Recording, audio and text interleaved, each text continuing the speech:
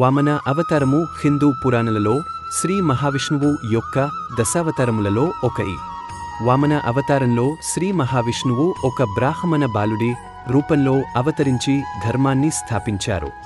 బలిచక్రవర్తి అనే మహాబలవంతుడైన అసుర రాజు విశ్వజిత్ యాగం చేసి 3 లోకాలను జయించారు.